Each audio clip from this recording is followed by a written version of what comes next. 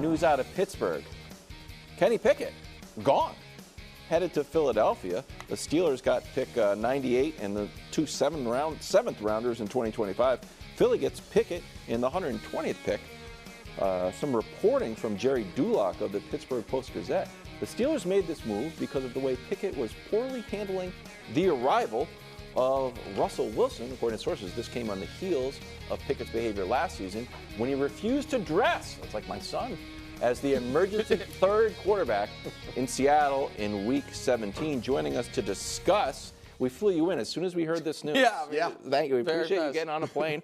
Andrew Filipponi from 93.7 The Fan in Pittsburgh. But Nick, we'll start with you. Yeah. What's your reaction to this latest report about Kenny Pickett? I mean, I get why the Eagles wanted to upgrade the backup quarterback situation, given the fact that Jalen dealt with injuries last year. I would have gone a different. I think Justin Fields would have been a better option for them there, and it would have fit more. My reaction to Pickett is I was skeptical of the reporting that last year he threw a temper tantrum after playing poorly and then getting hurt when he wasn't the starter. But now this confirms it. There is a weird thing about these below average mid-first round draft picks, whether they're drafted in New England or Pittsburgh, where they have this weird sense of entitlement when they haven't played well. That's my reaction. Who is Kenny Pickett to say, I shouldn't have to compete to be the starting quarterback? The emergency quarterback thing is a little bit of a... That's fine, but I'm talking about the thing now with Russell Wilson. Where he's like, I have to compete for this job? Buddy, they picked Mason Rudolph over you in the playoff game. Well, I think he feels like he got misled. What do you mean? He feels like when this whole process started in the offseason, he was told, you're going to be our starting quarterback, but it's going to be with competition. And I think they told him that. I know they told him that a couple of times. And then when the Wilson thing heated up, I think at that point, it changed. And now Wilson comes in as the starting quarterback. He takes a back seat to that. Look, I know that Seattle thing, there's a lot of truth to that, what happened there. What do you mean? What Seattle? Well, I'm talking about that game. Oh, Week 17. Yes, gotcha. Jerry's reporting on that is right. That he did not want to deal with going down to the depth chart after Rudolph came in and played so well against Cincinnati.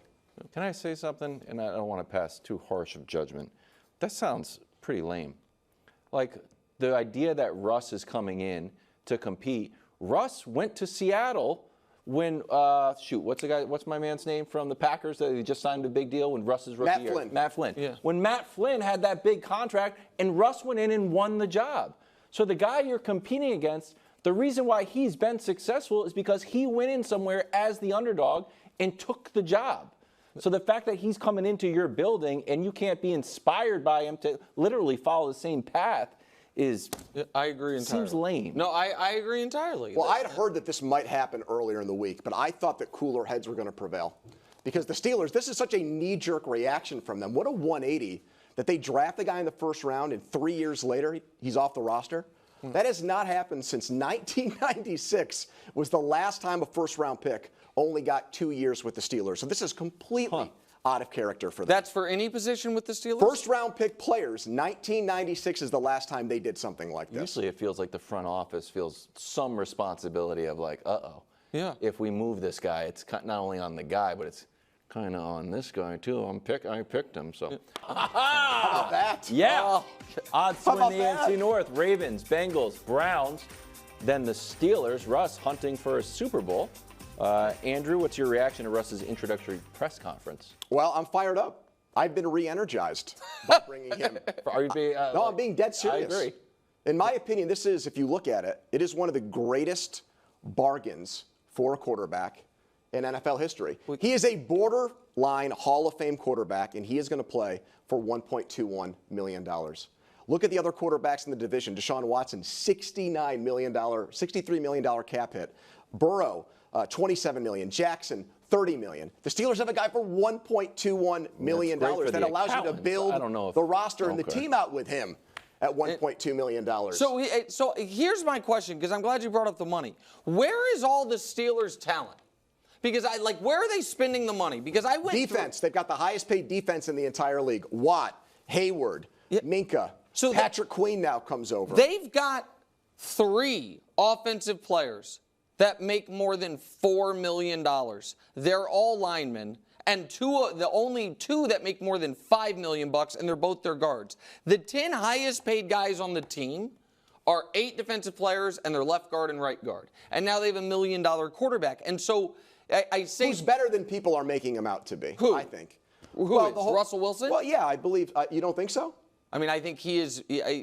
I guess it depends on who's making him out. I'll take myself. I think Russell Wilson next year will be around the 25th to 27th best quarterback in the league. So I think he is a bottom 8 quarterback amongst starting quarterbacks. You think he's better than that? Yes. Okay, go ahead. He had 26 touchdowns to 8 interceptions last year. There's one less than Mahomes. Look at the quarterbacks. He threw more touchdown passes than. So hold on a second. Herbert, Lawrence, Lamar Jackson won the MVP award at 2 more touchdown passes than him.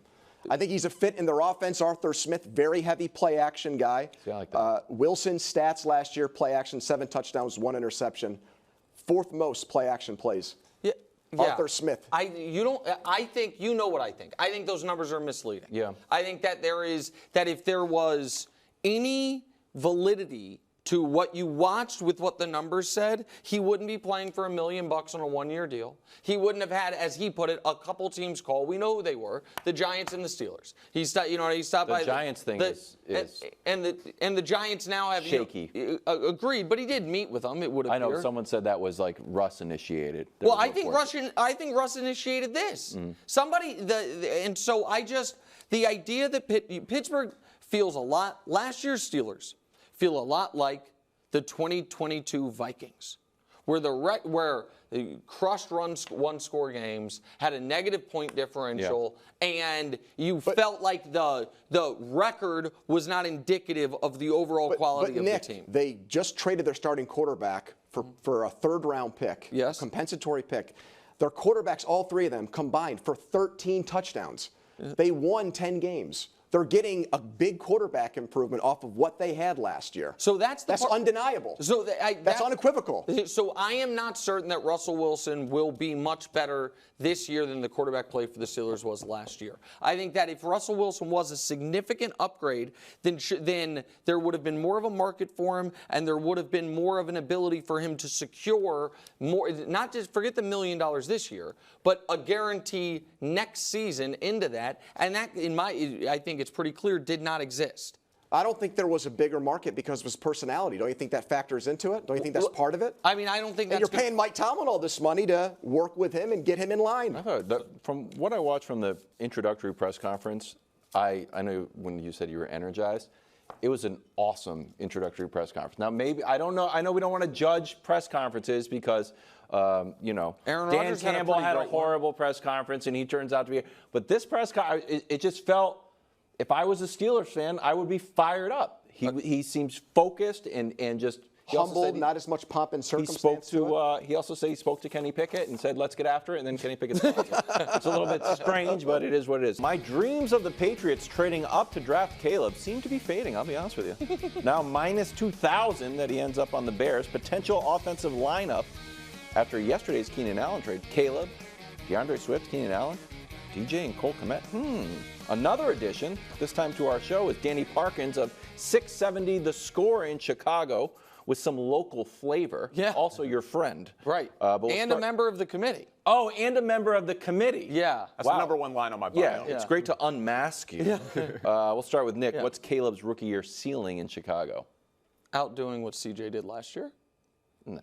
Okay, listen, CJ threw for 4,000 yards, had a 100 rating. Yeah. Now, I don't think Caleb will have the touchdown interception ratio 23-5, but I think he could have more touchdowns to go along with more picks. 5 interceptions is wild. Right, that was the bananas part of it. Some of those were kind of like... Agreed, but he wasn't dinking and dunking. No, he was pushing the ball downfield. But I'm going to try to convince you, Wilds. The Bears' opponents is a part of it we haven't really discussed, which is, we can show it to you, he gets 5 road games in a dome. He plays, by my count, 11 games against bad defenses, all 6 divisional games. Then you add in the Colts, the Commanders, the Cardinals, I hate to say it, Jags, Titans, Panthers. So how many great defenses has he faced all year? 1 in the Niners, maybe? Patriots will have a good defense. Oh, the Patriots, pardon me. No. You're absolutely right. The Patriots will absolutely have a good defense. So 2 great defenses all year. So, Danny, I think that the ceiling is incredibly high for a no-doubt #1 pick.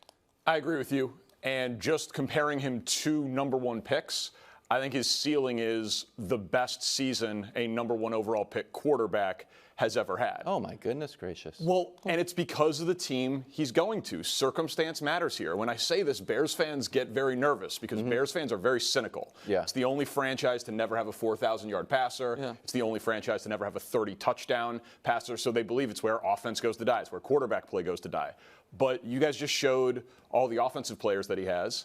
And on defense, Jalen Johnson, Montez Sweat, Tremaine Edmonds, all locked up upper-level players at premium positions under contract. They got good rookies at safety, corner, right tackle, left guard. And we don't know what they're going to do with the 9th overall pick yet. That could be Rome Odunze. That could be Malik Neighbors if he falls. It could be a tackle if they want to upgrade Braxton Jones. Could be Brock Bowers, who I think will be there at 9, the best tight end in the draft. And so when you add all of that together, and you look at the guys that he gets compared to, we've never seen this in the history of the NFL for #1 pick guys. Trevor Lawrence, Joe Burrow, Andrew Luck. They go to 1- and 2-win teams. So I'd bring you to Andrew Luck. If you look at Andrew Luck's rookie season, why can't Caleb Williams? Yeah, Wild. Do you think he could do that? I mean, there's rookie stuff. 41 sacks is a ton of sacks. That's rookie numbers. 18 interceptions, rookie numbers. But 4,300 yards, 11 wins. Yeah, I mean, look, I want to be optimistic. Let me ask you another question, Danny.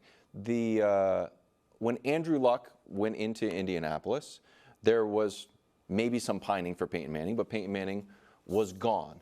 When CJ was in Houston, I don't think there was a lot of people like, you know what, Davis Mills is our guy. What are you doing? There does seem to be, from the outside looking in, some real Justin Fields momentum to keep him. What's the vibe in Chicago? If he struggles, is there going to be any, man, I wish we had Justin. I knew we should have got, like, is the fan base divided at all? Yes, the fan base is divided. I mean, Justin Fields, I'm 37 years old. He's the most talented quarterback of my lifetime that the Bears have ever had. Most exciting player with a football in his hands other than Devin Hester in my lifetime. His name was chanted at Soldier Field in his last game. So Bears fans, they love Justin Fields. But that's where Bears fans need a reality check. I agree. Right now, Wilds, you guys have the 3rd pick. Yeah. Would you trade that plus your 2nd round pick plus next year's Caleb? Plus next year's #1 for Caleb? Yes, I would. Of course. Right now, no one will give you I know, but the 150th pick for Justin. But you're more head than heart. Well, people need to smarten up. I know, but here's what I'm worried Wisen about. up. I know not everything is comparable to Mac Jones, but Mangini put me onto this, and then I've been like an eagle out here looking for it. How sensitive and how fragile all quarterbacks are. No one likes a quarterback controversy, and I'm worried if Caleb has done so much winning, and the times that we have seen him lose games, even games that he lost that he played awesome, that it's like, it's tough. And if there's a stadium full of people or half the stadium wanting Justin Fields, I saw it with Mac Jones, like a few boos and but that's why shatter the guy. I just think that's why it's important the Bears won't be bad. The Bears won 7 games last year. It's just they beat one team with a winning record. I just showed you the record, their schedule. How many teams with a winning record do you think? I don't know. Last year, if you put the Texans on there, I'd have been like, oh yeah, the Texans are no good. Turns out the Texans are good. He's not stepping into this type of situation most of these guys have. I think Danny's right. And it's why you can't have both of them in the same locker room. Like you can't have the distraction of Fields and Caleb. So here we go. Okay, so what's next? Well, can I pitch you on something? Sure.